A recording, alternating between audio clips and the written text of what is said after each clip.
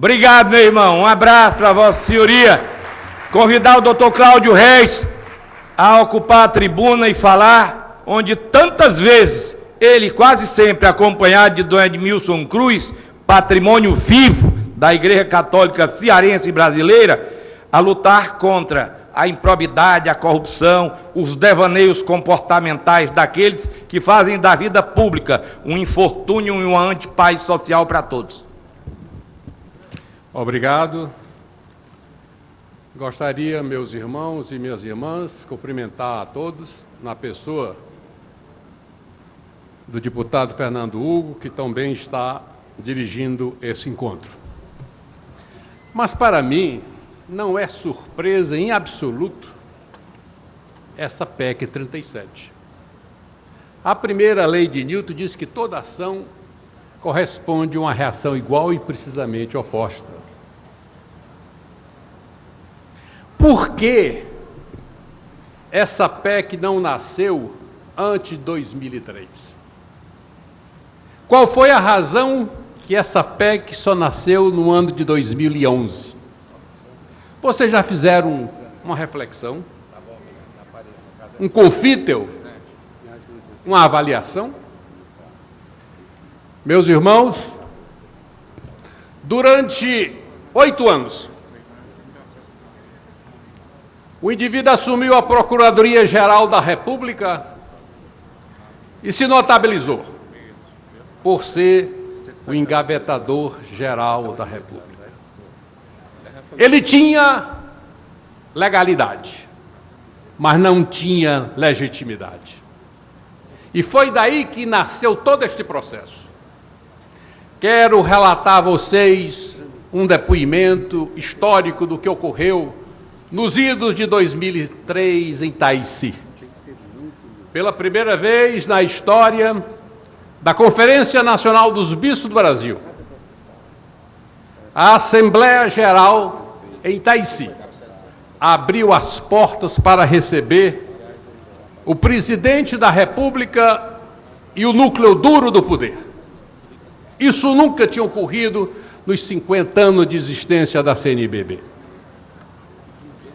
E então, numa reunião reservada, o presidente da República, então, perguntou aos bispos brasileiros o que é que eles queriam da presidência da República.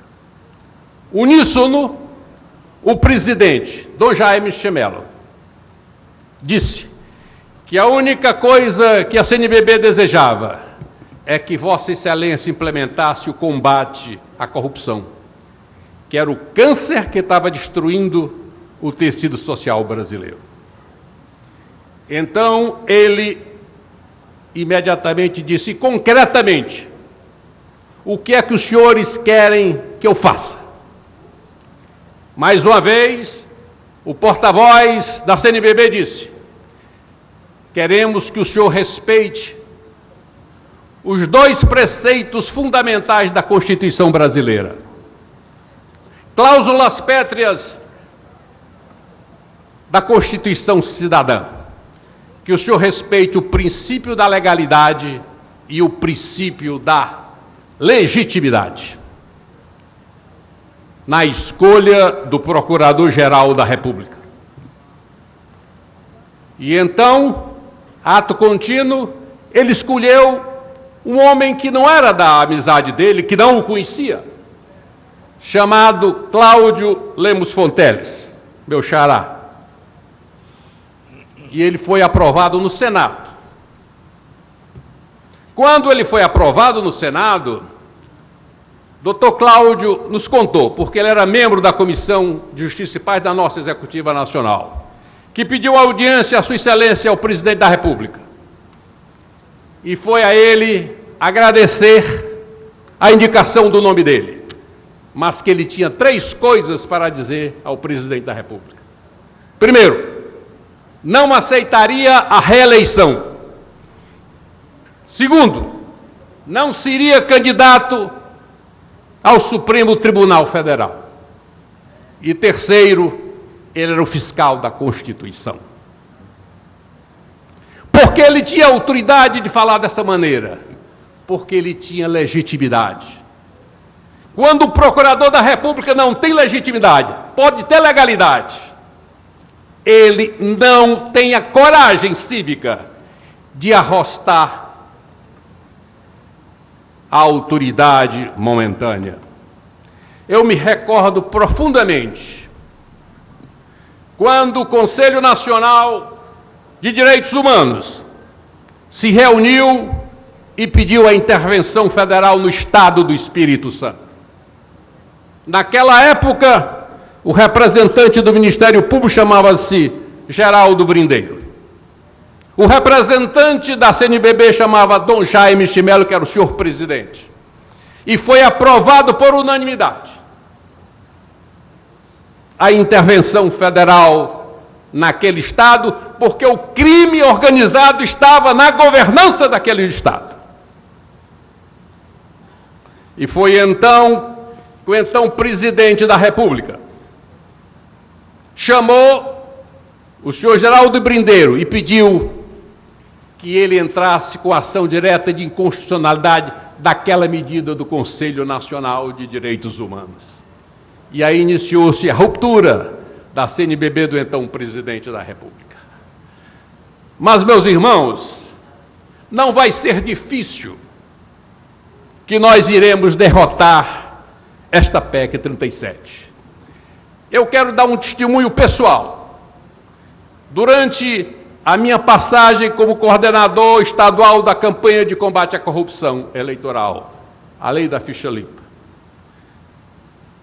os elogios que eu recebia eram o seguinte: professor, o senhor está malhando em ferro frio, o senhor está chovendo no molhado, está malhando, fazendo isso, aquilo.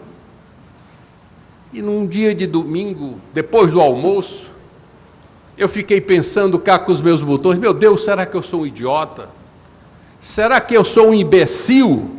Porque ninguém acreditava na aprovação da lei da ficha limpa, com raras e honrosas exceções. Será que eu sou um quixotesco? Será que o que eu estou fazendo é uma perda de tempo? E eu, na minha espiritualidade, eu comecei a rezar. E foi aí que Deus me deu força para continuar, e nós conseguimos perto de 46 mil assinaturas qualificadas no estado do Ceará. E quando essa lei chegou no Congresso Nacional, por coincidência, a reunião da Conferência Nacional dos Bispos do Brasil não foi em Itaici nem em Aparecida, mas em Brasília, porque ia ter o Congresso Nacional Eucarístico. E então, Dom Geraldo Lírio reuniu toda o Conselho Permanente da CNBB, que é formado pelos presidentes das regionais, são 17, e pediu que cada um começasse a trabalhar com os seus parlamentares, tanto deputados federais como senadores. Pois bem, quando esta peça esteve no Senado Federal, comissões de bispos foram visitar os líderes partidários para pedir o apoio, e foram recebidos então pelo líder do governo chamado Romero Jucá. A resposta que ele deu, meus irmãos, diz o seguinte: Dom, é mais fácil um boi sair daqui voando do que essa lei ser aprovada no Senado Federal. E o boi voou. E o boi voou por 82 votos a 0. Ninguém teve a coragem, a audácia de votar contra a lei da ficha limpa. E eu tenho certeza que essa PEC 37, se a sociedade civil se organizar, se a sociedade sentir que realmente é necessário, não para o Ministério Público, mas para a própria cidadania nacional, tenho convicção de que nós iremos conquistar o que nós sonhamos, porque cidadania não é uma dádiva, é uma conquista, não se delega, exercita-se. Vocês vejam, por exemplo, no estado do Ceará nós temos o PEC 37, O presidente do Tribunal de Contas do Estado do Ceará proibiu o procurador de contas fiscalizar o governo do Estado. Isso é um absurdo. É um absurdo. Tanto assim que o maior cearense vivo, considerado o profeta da nação, Dom Manuel Edmilson da Cruz, ingressou com ação popular. E nós também aderimos, eu, doutor Plácido, Alexander Salles, no sentido de modificar esta lei. Gostaríamos também de ler para os senhores a nota que foi divulgada pela Executiva Nacional da Conferência Nacional dos Bispos. Nota da CNBB sobre a retirada dos poderes investigativos do Ministério Público, PEC 37, ano 2011.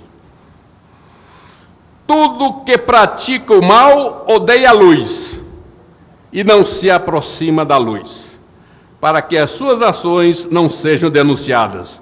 João, capítulo 3, versículo 20. O Conselho Episcopal Pastoral da Conferência Nacional dos Bispos do Brasil, CNBB, reunido em Brasília de 5 a 7 de fevereiro, vem manifestar sua opinião sobre a proposta de emenda à Constituição, número 37, que acrescenta o parágrafo 10 do artigo 144 da Constituição Federal, estabelecendo que a apuração das infrações penais, do que trata os parágrafos 1º e 4º do mesmo artigo, caberá privativamente às polícias federais e civis dos estados e do Distrito Federal. A consequência prática de tal acréscimo significa a exclusividade de investigação criminal pelas polícias civil e federal, que hoje têm o poder de investigar, mas sem que tal poder seja privativo.